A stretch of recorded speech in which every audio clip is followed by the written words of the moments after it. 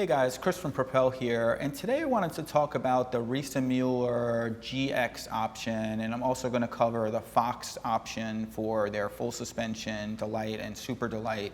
Now this question comes up quite a bit in the shop. People are really wondering, should I get GX or not? And I hope to clarify that because really the main mission of these videos is just to make people's decision-making process a little bit easier, help people make more informed decisions, so they're going to enjoy their bikes more. So I hope that you guys find this to be helpful, and let's get into it. So GX is kind of like grand crossover. They have these different terms, GX, GT, GTs like Grand Touring. The GX option specifically modifies the bike to be a little bit more capable on off-road terrain. The first thing we start with is the tires. Now, the GX option historically was only available on a couple of models, and actually it was standard on several models where we had many people that would switch from GX back to GT, but now we're going to just talk about this as an option because this is how it is now and seems to be the case that it will be going forward. So when you opt for GX on one of the models that it is available on, which includes most of the models that Riese Müller offers, including their cargo bikes and their other standard models like the Nevo, Charger 3, the Super Delite, Delite, etc. When you opt for that, it changes the tires. That's the first change that you'll see. So the standard tires are made primarily for street riding. They're generally wider. Here in the States, we pretty much only get the GT option, where I know in Europe they also have the non-GT option, which has a narrower tire. But so I'm just gonna kind of reference it as it relates to our specific market. So all these bikes are gonna have, by standard, they're going to be GT tires. So it's anywhere from a 2-inch wide to a 2.4-inch wide on the Supermoto X, which is really the most common tire that we'll find on these bikes. And when you opt for GX, you'll go to a knobby tire. So the Supermoto X and the Big Bend Plus, which are the most common GT tires, are relatively slick, but they have some tread to them, and they're plenty capable for some light off-roading and that sort of thing. But if you get into more extreme trails, you might find that the traction is not as good as you would find on the GX option. So the GX tires are going to vary depending on the model. Like many of the models that have the Supermoto X, they're going to go to the Rock Razor, and that's a 27.5 by 2.35. The tire notably has these protrusions to it which grip into the ground and help you when riding in looser terrain. Some of the other models, like when you have a 26-inch wheel, you're going to have the Smart Sam Plus tire, like as on the Multi-Charger, or if on the Load, for example, the cargo bike. So the rear tire is going to be a Smart Sam Plus, the front tire is a Smart Sam, just based on the available sizes of those tires and what works there. Those tires are really great for riding off-road, but on-road they're slightly less efficient. They also have slightly less puncture protection. The way that I usually describe it is if you find yourself riding, say, maybe more than 30% off-road, you might want to consider opting for the GX option.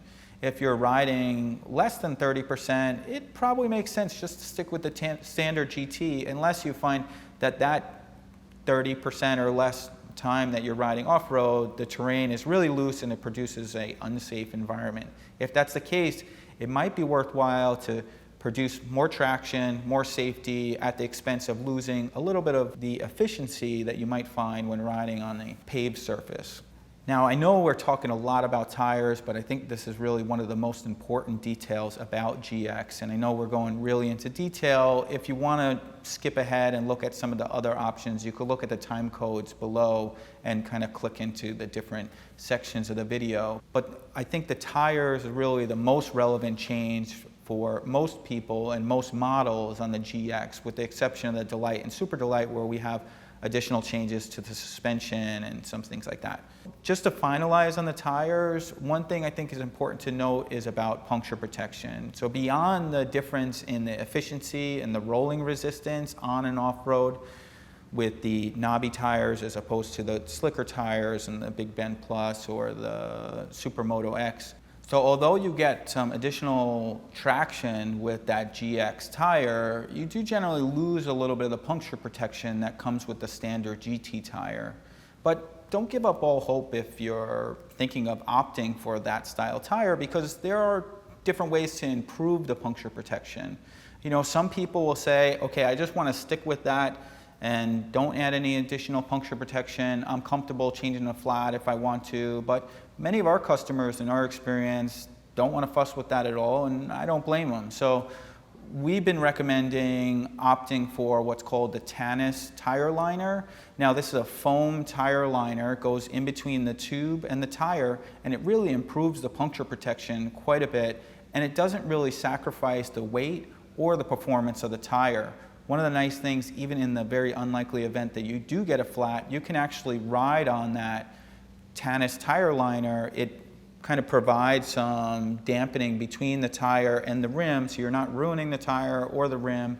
You can ride at a slow speed to get to your destination to be able to deal with your flat situation. So I think that that's a really great option. Some other people might opt for going with a tubeless setup. We don't really push for that too much. I think the maintenance of working with the tubeless tire setup is, for some, a little bit more than they want to get into. A lot of people are opting for these bikes because they want really low maintenance and not fuss with it. So generally I recommend against it, with the exception of maybe mountain biking or a larger volume tire. You might find that that makes sense, but you could still opt for the Tannus liners on those style setups as well. The last thing I want to just mention about tires before I get into the rest of the details of what makes a GX bike different than a non-GX is, we have a lot of people that might say, I want the Delite mountain or the Super Delite mountain, but I want it in high speed, or I want some of these different options. And technically that's not an option, but the reality is the bike is not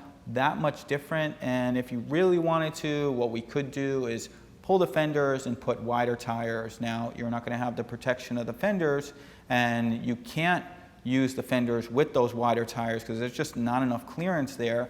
But it's a good option if you find yourself riding mostly in an area that you're not riding through the rain or that sort of thing. You might find that having that wider tire gives you a little bit more versatility for riding off-road. And basically the idea is that wider tire is going to give you more traction and make the ride a bit more comfortable and grippy. So the other changes for GX is generally going to be the grips. So we go from the standard Gp3 grips, which are the Ergon grips. They have that little extra material in the rear of the grip that just makes a larger surface area for your hand.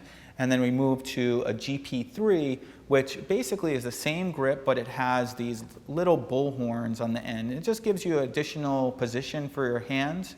It can also provide some protection if riding in some trails which might be overgrown. That little portion could potentially protect your hand from a branch or something like that hitting it. It's not really a common thing. Most people just find them useful just for having those additional hand positions, and it's something to consider, especially if you're riding longer distances on open road. You might find that putting your hands in those different positions could be helpful. And you can also put those in such a position that maybe you can lean forward a little bit more when you really want to be in a slightly more aerodynamic position, because many people might opt to be normally sitting a bit more upright, but maybe you're going into a headwind and you really want to get as much speed as you can. Leaning over on those bar ends could be helpful. Some other changes are going to be the saddle.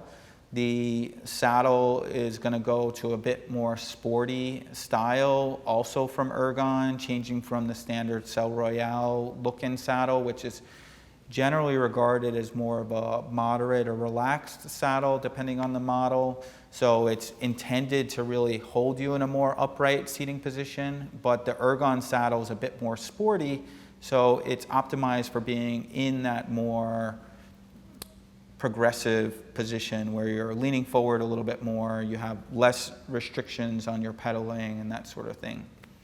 So those are two big changes. One other change that's pretty common across all the models when you go for GX is going to be the pedals. instead of the more urban style pedals, you're going to go to more of a mountain bike style pedal.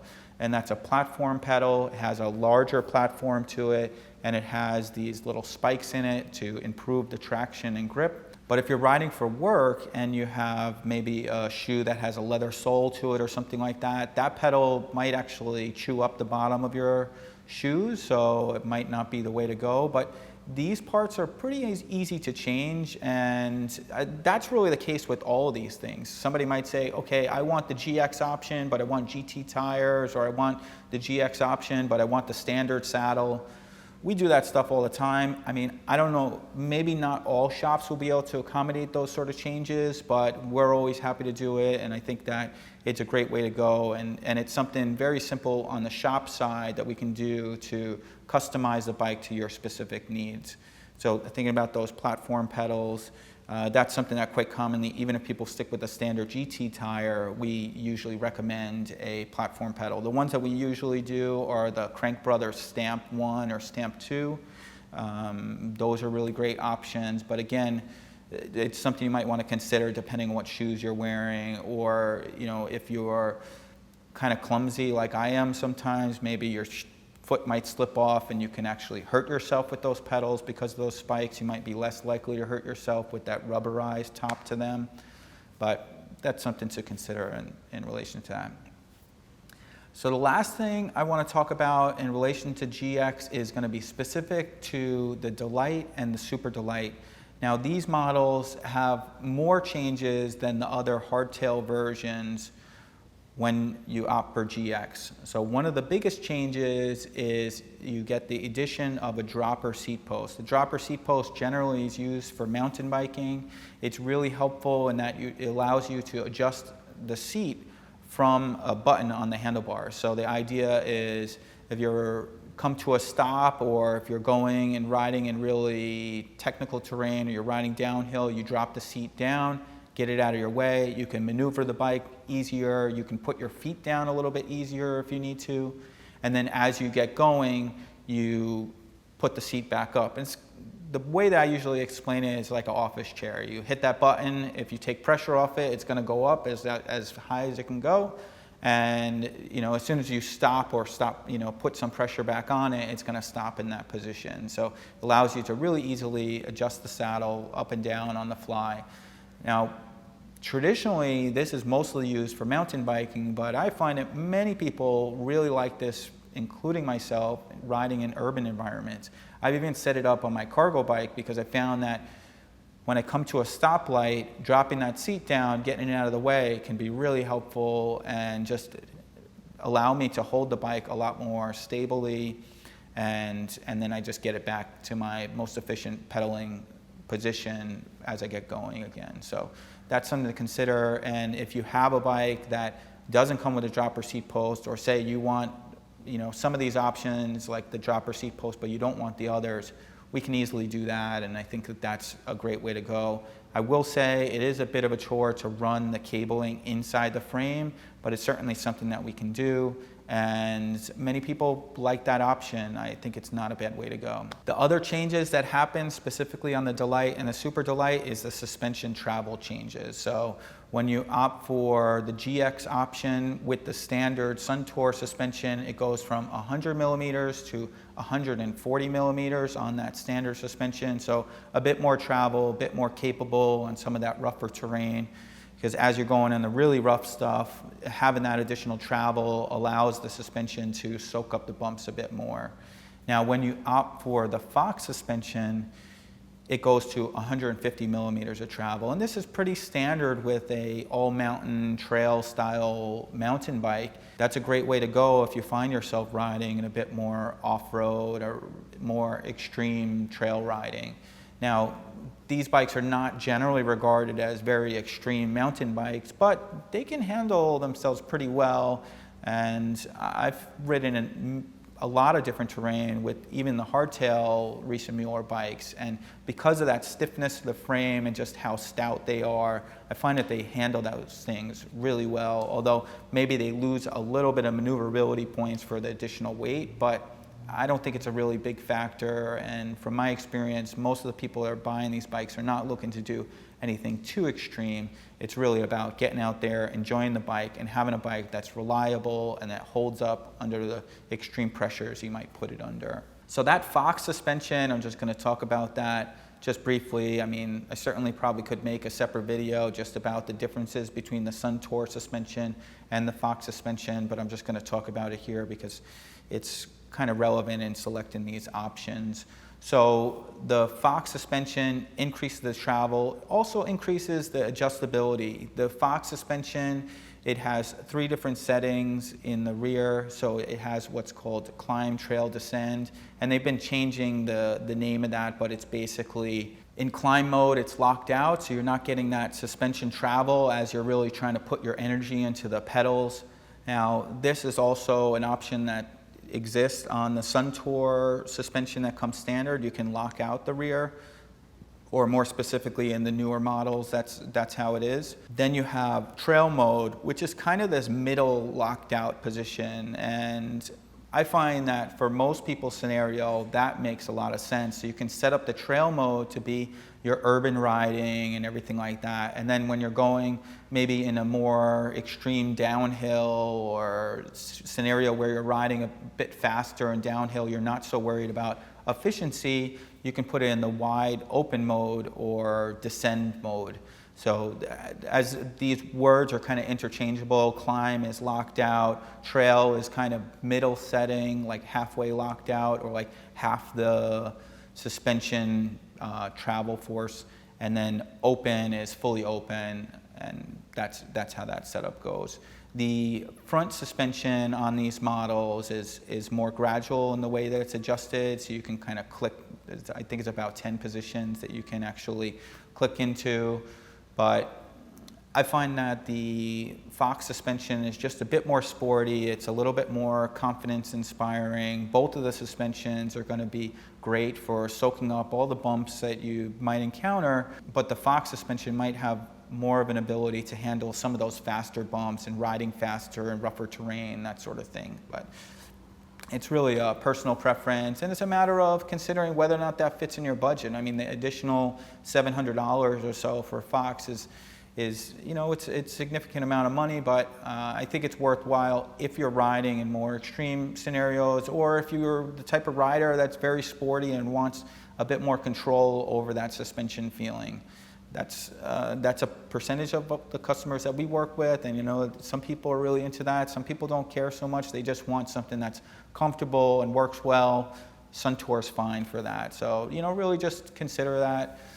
And yeah, I think that's about it, all that I wanted to cover on this particular topic. I hope you guys found this to be helpful. I know it's a little bit long-winded, but I think that this explained all the details about GX and the Fox options, and hopefully it would allow you to make a more informed decision when considering, you know, these different options for yourself. So, as always, if you have any questions or you have personal experience with any of these parts, these bikes, you know, leave them in the comments below. We're always happy to hear from you, and happy to, you know, return comments and give feedback where possible. And if you need help choosing a bike or anything like that, always feel free to reach out to us, and we look forward to seeing you in a future video. Well, see you soon.